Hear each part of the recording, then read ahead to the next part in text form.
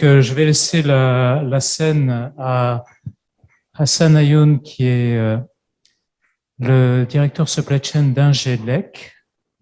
Donc Hassan nous présentera un petit peu l'entreprise. Ingelec, donc basée au Maroc. Merci Hassan de nous rejoindre aujourd'hui pour cette présentation. Et dans la salle ici, nous avons Caroline Mondon, qui a travaillé avec Hassan sur ce projet. Donc, on pourra leur poser à tous les deux des questions et je vous laisse la scène. Est-ce qu'on m'entend? Oui. Alors, ça va? Hassan, il fait beau à Casablanca? Très beau. Bon, plus beau qu'à Bordeaux, sans doute. Ah oui, je passe les slides. Allez, on commence. Okay. Vas-y. Bonjour tout le monde. Je suis vraiment heureux et ravi d'être avec vous donc, pour vous présenter le plan de transformation de la société Ingelec vers la Demand-Driven Adaptive Enterprise. Donc, la société Ingelec du groupe SPAT donc, est une société marocaine à 100%, créée en 1975. Leader arabo-africain dans son domaine d'activité, donc il intervient dans la conception, fabrication et commercialisation des appareillages électriques basse tension. Notre catalogue, il contient plus de 3600 références produits finis, réparties sur plusieurs familles de produits et couvrant les marchés industriels, résidentiels, câbles, lighting, EPS. Les produits sont certifiés selon les normes marocaines et les normes françaises et sont marqués CE, signés pour un libre-échange au Maroc et en Europe. Et nous sommes certifiés ISO 9001 et 45001. La supply chain Ingelec, donc côté fournisseurs, nous collaborons avec plus de 240 fournisseurs sur les 3 continents pour acheter plus de 3350 références. Et de plus en plus, on cherche des nouvelles sources d'approvisionnement. Donc, côté usine, nous fabriquons 2500 références semi-finies réparties sur 30 ateliers, sur 5 sites de production à Casablanca. Et nous avons un entrepôt de 20 000 m² pour les produits finis. Dans les 2000 m², c'est un entrepôt sous douane. Donc, bien sûr, au niveau de côté client, nous utilisons les 3 canaux de distribution pour livrer nos produits. Donc, nous avons la distribution moderne, c'est tout ce qui est au commerce et les grandes surfaces. Donc, c'est un marché en pleine expansion aujourd'hui au Maroc. Le marché traditionnel, donc, qui exige plus de diversité de produits avec une faible tolérance d'attente de clients. Et nous réalisons plus de 35% de notre chiffre d'affaires en export. Donc, c'est un marché à forte saisonnalité au cours de l'année. En plus de ça, il a une forte variabilité de mix produits. Donc, ces contraintes de distribution, c'est impossible de prévoir et anticiper la demande. Et les prévisions, la précision de nos prévisions ne dépasse pas 67%. Devant cette complexité de la supply chain,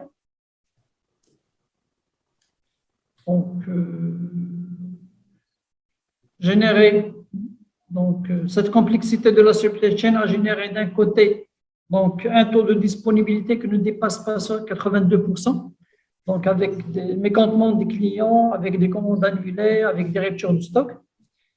Et de l'autre côté, nous avons une durée moyenne de stockage qui dépasse 10 semaines, c'est-à-dire des entrepôts saturés, du surstock, des stocks obsolètes, du stress de personnel en permanence. Donc, certes, ces tendances ne sont pas nouvelles, mais elles se généralisent et s'accélèrent de plus en plus. Et devant cette situation, Ingelec a décidé d'évoluer et passer de la résistance à l'intégration de ces contraintes dans une nouvelle organisation de flux pour répondre aux nouvelles normalités. Donc, le premier épisode de ce projet a démarré avec la transformation de la direction production en direction supply chain.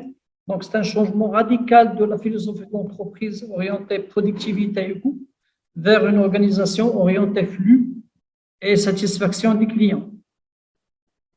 Donc, après ma certification en 2015 en DDP, donc en Demand Driven Planner, J'ai eu l'occasion d'assister au congrès international de la supply chain organisé par FABIX. Actuellement, c'est l'association francophone de la supply chain management, et d'assister à la formation Adaptive Enterprise Foundation, d'assister encore ou de participer à des sérieuses games organisées dans le même événement. Ce qui nous a poussé à lancer notre projet d'implémentation de DMRP en 2018 au Maroc. Donc, on a lancé le projet dans le premier périmètre, donc sur les articles produits finis fabriqués, sur 1750 références produits finis, donc avec 10 ateliers concernés et 5 sites de production. Donc, vraiment, c'est très vite. Donc, les premiers résultats sont constatés.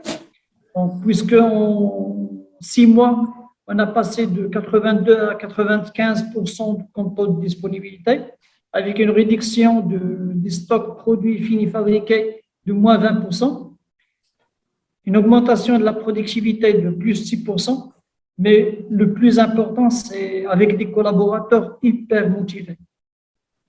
Donc, Demand Driven n'est pas une transition pour Angelec, mais c'est une révolution. Donc, le projet a avancé rapidement et on a généralisé donc, les buffers du stock sur les différents maillons de notre supply chain. Au niveau des articles achetés pour piloter la performance des fournisseurs et les usines des aléas d'approvisionnement. Au niveau des articles semi-finis, donc pour l'exécution et le pilotage de notre chaîne de production en interne, et au niveau de la distribution pour le pilotage des 3 canaux de distribution et assurer la disponibilité des produits finis fabriqués et des produits finis négociés. Le troisième épisode a démarré après l'identification d'une nouvelle contrainte qui peut non seulement ralentir les flux, mais il peut complètement arrêter le flux. C'est la compétence, bien sûr. Et on a eu la chance de rencontrer Madame Caroline Mondon, qui nous accompagnait dans la mise en place des skills buffer pour encore mieux protéger et promouvoir le flux. Donc, on aura le temps d'avoir des explications bien détaillées de Madame Caroline Mondon sur les skills buffer. Tout de suite. Pour arriver à un schéma ou un mapping de notre supply chain qui se base sur les buffers du stock et les buffers de compétences. Donc, on a profité avec l'adhésion à l'association francophone de benchmarker avec des autres entreprises adhérentes, donc pour mieux implanter les buffers du stock et les buffers de compétences. Donc, la généralisation de l'adoption de DDMRP comme modèle opératoire nous a permis d'amortir les chocs externes, donc liés aux pandémies. Donc, lorsque je parle des chocs externes, c'est la variabilité de la demande liée aux différentes contraintes et la variabilité d'approvisionnement. Côté fournisseur, donc c'est la performance des fournisseurs en termes de qualité, en termes de quantité, en termes de délai, et des contraintes mondiales. Donc, c'est la pénurie de matière, c'est la disponibilité de transport, c'est les problèmes géopolitiques, ainsi de suite. Donc, et de réaliser une performance jugée exceptionnelle dans une année exceptionnelle. Donc, on a pu optimiser le stock global, donc de moins 11%, et on a gardé le taux de disponibilité à 95%. Donc, pour continuer dans le chemin de Demand Driven Adaptive, donc, et accélérer le flux, donc, on était obligé de mettre la data au cœur de nos processus. Donc, 3 axes de développement sont identifiés. Donc, le premier axe, c'est l'automatisation et l'optimisation des processus. Passer, bien sûr, des silos de données ou des processus cloisonnés à des processus connectés de bout en bout. Deuxième axe, c'est l'amélioration de la précision et l'intégrité des données avec l'utilisation de plusieurs solutions métiers informatiques et accéder à des données fiables et précises en temps réel.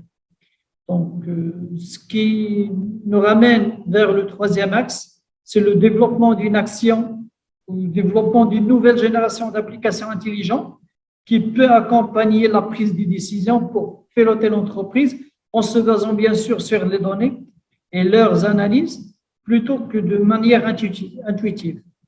Donc, cette stratégie nous a permis de créer une forte interopérabilité entre les différents systèmes utilisés aujourd'hui à Ingelec, donc les ERP, les MES, donc Manufacturing Execution System, les gestions management, maintenance assistée par ordinateur, les systèmes de management intégrés, qualité sécurité, les warehouse management, CRM, bien sûr.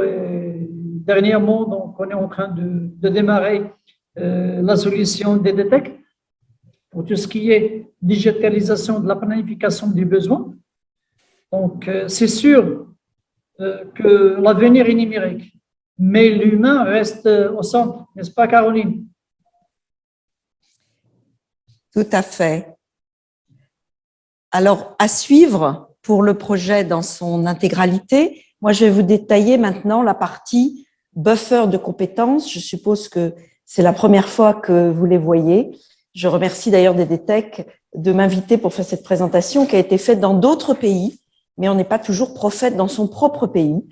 Donc, voilà ce que l'on a fait chez Ingelec il y a maintenant plusieurs années. Comme dans beaucoup d'entreprises, quand on parle des compétences, on veut tous des meilleurs résultats financiers. La plupart comprennent que si on augmente le débit du flux, on améliore la trésorerie de l'entreprise, mais la plupart veulent aussi réduire les dépenses. Et donc, on se trouve avec ce dilemme. D'un côté, on veut investir dans les compétences des employés pour augmenter le débit du flux, et de l'autre côté, on a parfois des RH qui nous demandent de réduire les budgets de formation pour les employés. Et le supply chain manager se trouve entre les deux dans ce dilemme qui est très très inconfortable. Alors la méthodologie qu'on a employée ressemble beaucoup à celle qui a été décrite pour les flux de composants. On commence par faire en quelque sorte la cartographie des compétences. Cette cartographie des compétences, elle passe par un outil qui est très connu pour ceux qui ont passé ISO 9000, c'est la matrice des polyvalences. Vous avez en haut ce que j'appellerais les différentes compétences, les différentes skills, et puis vous avez à gauche la liste des noms des employés de l'entreprise. Là, ce que je vous montre, c'est un business case qui a été décrit en détail dans un roman policier qui explique un petit peu à la mode Goldratt le but, comment redresser une entreprise en misant sur ses compétences. Et donc là, quand vous faites ça, vous voyez assez facilement à l'œil nu qu'il y a des trous dans la raquette. C'est-à-dire qu'il y a des fonctions, des skills, dans lesquelles, si la personne a un rendez-vous chez le dentiste, ça ralentit le flux. Si elle s'en va en retraite, là, ça l'arrête complètement, etc., etc. Donc, on fait comme ça, on pointe du doigt les endroits qui présentent un risque pour le flux. On peut même aussi pointer les endroits où les personnes ont un seul poste, parfois depuis 10, 20, 30 ans, et n'ont donc aucune conscience de à quoi ça sert d'accélérer le flux. Elles sont structurellement intéressées par le flux sur leur poste de travail, peut-être dans leur service, mais généralement la compréhension systémique de l'intérêt de faire circuler les flux n'est pas comprise. Donc, on peut aussi les pointer, ces endroits de la matrice de polyvalence où il y a un cloisonnement qui n'est pas favorable au flux. C'est ce que j'appelle regarder où sont les trous dans la raquette. Et puis ensuite, tout naturellement, à force de manipuler les buffers de stock, de temps et de capacité, on s'est dit pourquoi donc ne pas faire aussi, suivant le même modèle, un buffer de compétences, de telle sorte que quand dans certaines compétences, la variabilité est forte, grâce à ce buffer, elle ressort atténuée, comme pour les autres buffers. Donc la logique est la même. Quand le buffer est vert, tout va bien. Quand le buffer est jaune, il est il est opportun de se poser quelques questions. Et puis, quand le buffer est rouge, c'est une priorité que d'agir sur cette compétence. Avec un ajout, si la tête est tournée vers la droite, ça veut dire qu'on regarde vers l'avenir, ça veut dire qu'on est en formation. Si elle est tournée vers la gauche, ça veut dire que on regarde vers le passé, on n'est même pas en train d'essayer de se soigner, on n'est pas en formation. Ensuite, l'autre innovation très inspirée, et bien sûr de Mandriven Institute, c'est l'idée que approximativement juste, c'est mieux que précisément faux. Et donc, les descriptions de compétences en drap de lit, comme dirait ma grand-mère, qui font plusieurs pages et qui sont faux dès qu'on a fini de les rédiger parce qu'il y a déjà un nouveau produit, un nouveau processus, une nouvelle technologie, on le réduit à quelques lignes. C'est soit la personne a un carré vert parce qu'elle est en train d'apprendre que le flux est l'affaire de tous, soit elle a 2 carrés verts parce que elle sait manager 20% des processus qui correspondent à peu près 80% de ce qui sort du poste de travail, soit la personne est considérée comme experte, c'est-à-dire qu'elle est totalement autonome sur ce poste de travail pour régler tous les problèmes qui peuvent se produire sur le processus. Ça prend quelques instants à rédiger entre le manager et son équipe. Faut pas trop y mettre les RH parce que ça les gêne un peu quand on va si vite et qu'on est si succinct, mais ça permet d'avancer assez vite. Et puis, on va mettre plus tard le 4e carré à des personnes qu'on va considérer comme formateurs internes sous réserve qu'ils aient suivi une formation sérieuse en formation de formateur, parce que répéter plus fort une instruction n'est pas toujours la bonne méthode pour transmettre la compétence. Donc, on va faire vraiment des formations de formateurs sérieuses dans l'entreprise pour donner le 4e carré. C'est d'ailleurs ce qu'Angelec a carrément créé une école interne, une université interne à Casablanca. C'est absolument spectaculaire. Alors ensuite, l'autre idée fondamentale de cette approche, c'est que on va confier aux formateurs non seulement la responsabilité de faire tourner la roue de l'amélioration continue, mais aussi celle d'introduire les innovations. Parce que les managers aujourd'hui sont pris par l'accélération des flux, et c'est bien qu'ils s'occupent de l'accélération des flux, c'est du court terme, mais au moyen long terme, on a besoin d'anticiper les compétences nécessaires pour réaliser la stratégie de l'entreprise. Et donc, on va confier à ces formateurs une responsabilité extrêmement motivante, qui est celle de faire perdurer la compétence, améliorer la compétence et introduire les innovations. Donc, vous avez ici le formateur à 4 carrés qui va former l'apprenti, puis ensuite l'opérationnel pour s'assurer que les modes opératoires sont toujours d'actualité et intègrent les innovations. Puis, vous avez la petite cale qui va être mise par le service qualité lorsque la procédure, le mode opératoire est optimisé. Alors, je ne vais pas rentrer dans le détail là, mais le processus de valorisation des compétences et donc de calcul des priorités est très simple, à la mode DDI. Vous avez un extrait ici de la matrice de polyvalence. Au hasard, j'ai pris la fonction supply chain, la fonction qualité. Vous avez les différentes compétences dans la fonction supply chain, le supply chain manager, les achats, le planning, le magasin.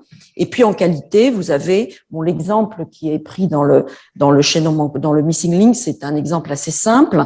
Hassan avait 5000 collaborateurs, donc c'était beaucoup plus touffu chez lui. Là, vous avez le responsable qualité, vous le voyez, Roger ici, il est expert avec 3 carrés, mais il est tout seul dans sa fonction. Et donc, s'il a un rendez-vous chez le dentiste et que ça se passe pas bien, eh bien, on va plus pouvoir valider les commandes à la sortie de l'usine, et donc on va ralentir les flux. Et puis vous avez le supply chain manager, qui est un instructeur APIX ou DDI au hasard, c'est un exemple au hasard bien sûr, et qui est donc capable de ce fait de former en interne le responsable du magasin, le responsable du planning, le responsable des achats. Donc il a 4 carrés sur ses fonctions, et puis ses collègues ont 1, 2 ou 3 carrés en fonction de leur niveau, de l'évolution de leurs compétences. Et vous avez comme ça, d'un seul coup d'œil, une évaluation. Vous voyez les chiffres en supply chain, on est à 2,8 en moyenne de carrés par personne qui ont des carrés. 2,8, c'est pas très loin de 3. 3, c'est l'expertise. Vous avez à la qualité quelqu'un qui est tout à fait expert, ça fait 20 ans qu'il fait ça, mais il est tout seul sur son poste, il est même pas en formation, il forme personne. S'il est absent, c'est une catastrophe pour l'entreprise.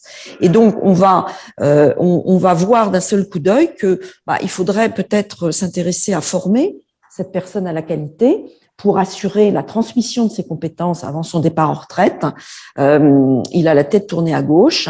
Et donc, du coup, le plan de formation, pour une fois, enfin, le plan de formation va pas être à la tête du client, il va être strictement fonction des priorités pour défendre le flux, pour protéger le flux, pour promouvoir le flux. Donc, vous avez bien sûr en haut des priorités les têtes tournées à gauche, c'est-à-dire les gens qui ne sont pas en formation, avec le chiffre le plus petit, 2, là, ensuite 2, 3, ça vous rappelle quelque chose concernant les buffers de composants. Vous avez ensuite évidemment les couleurs jaunes, c'est moins urgent, il faut y réfléchir, mais c'est pas critique.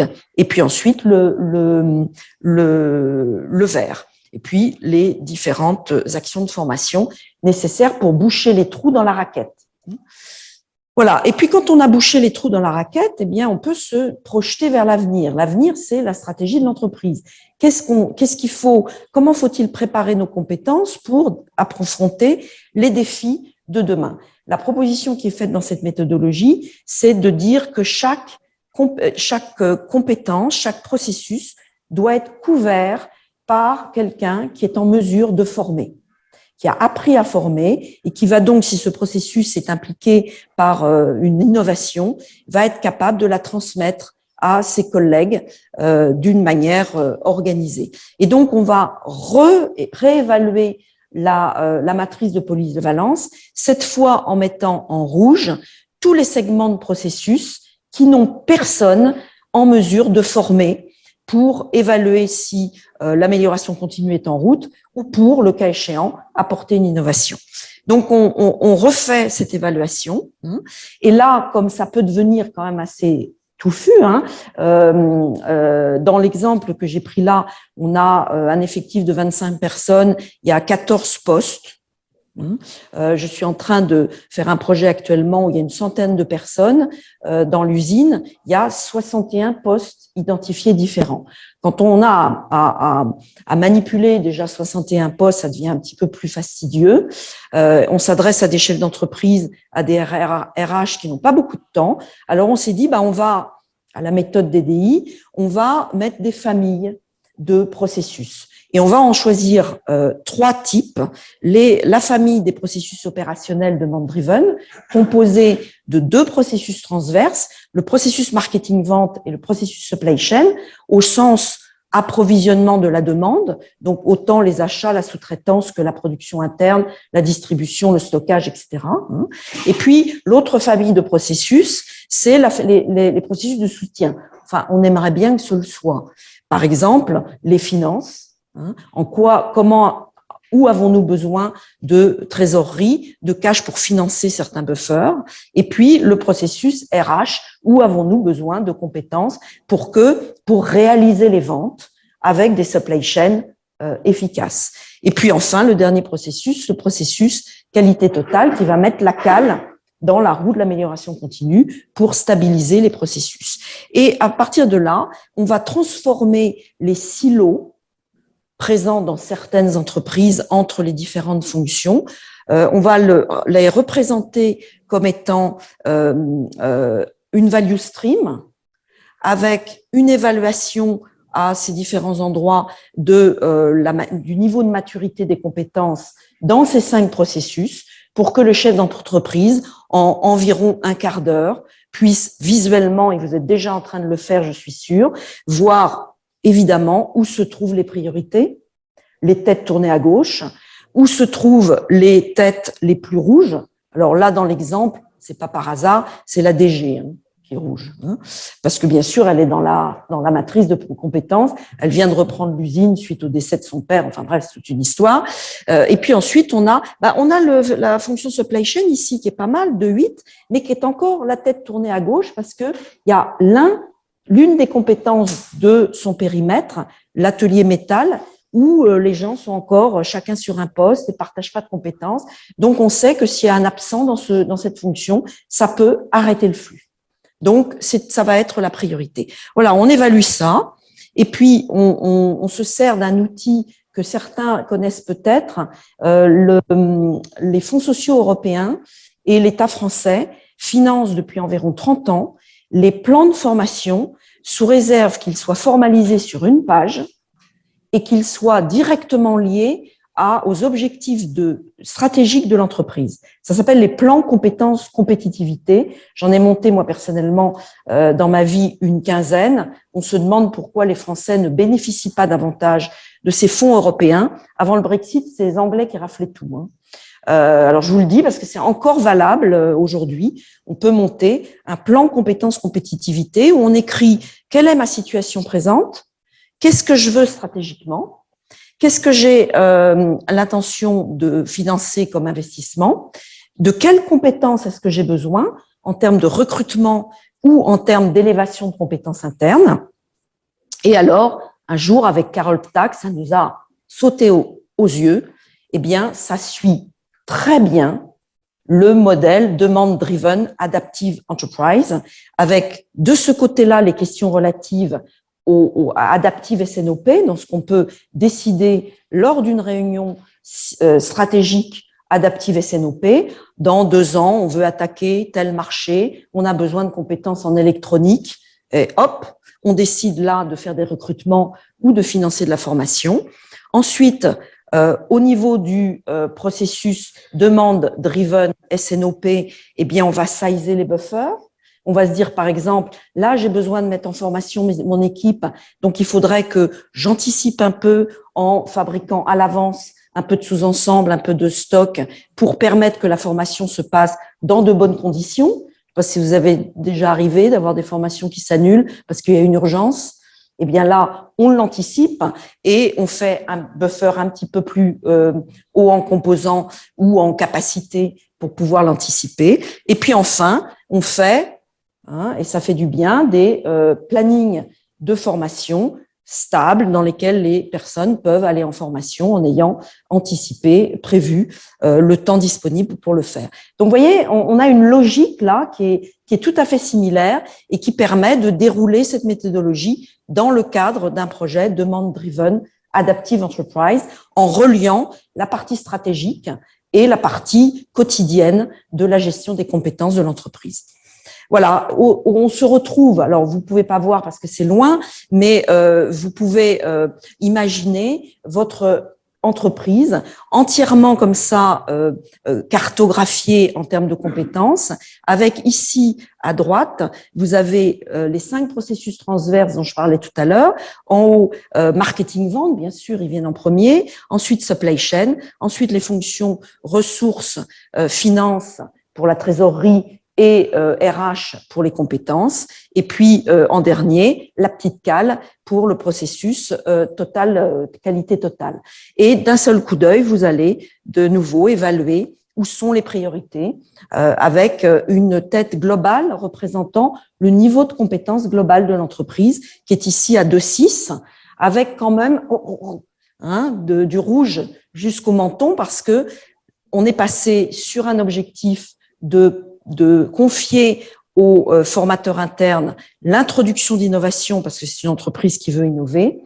Lorsqu'elle protégeait juste les flux, bon, ça allait, mais c'est pas suffisant pour assurer l'avenir. On veut aussi être capable d'introduire les innovations dans tous les processus de l'entreprise. Et là, vous le voyez, il y a du boulot encore à faire pour former en interne. Voilà. Alors, j'ai bien conscience que vous ne voyez pas du tout ce qui est écrit là. C'est en fait intentionnel.